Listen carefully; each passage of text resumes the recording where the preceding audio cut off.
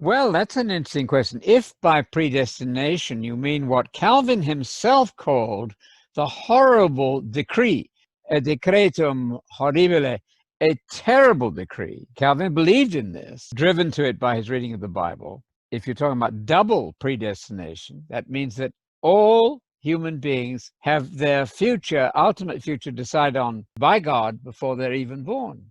I think that's a monstrously awful, awful doctrine because it makes the idea of choosing impossible. If God has decided that you're either going to be tortured forever, and that's not a biblical doctrine either, or be given immortality, one of those two. If God has decided that before you're born, I don't think anybody would want to worship and love a God who would be so utterly cruel.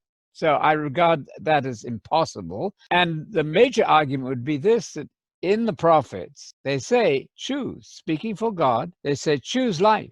Well, if you're not choosing, God's lying to you. You can't ask somebody to choose. You can't put your two hands out and say, well, I'll choose one of these two hands, but you've already decided which one he's going to choose.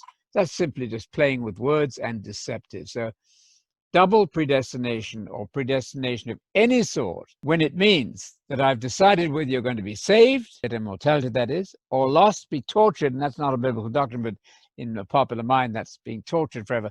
Those are absolutely out of the question. I'd banish them from your thinking and rejoice in God's words command to choose. Choose life. God has honored his creation. He loves his creation. He gave us intelligence and then says to us, you choose the right way to go. I'm not going to force you. You choose. That's a blessed freedom we have.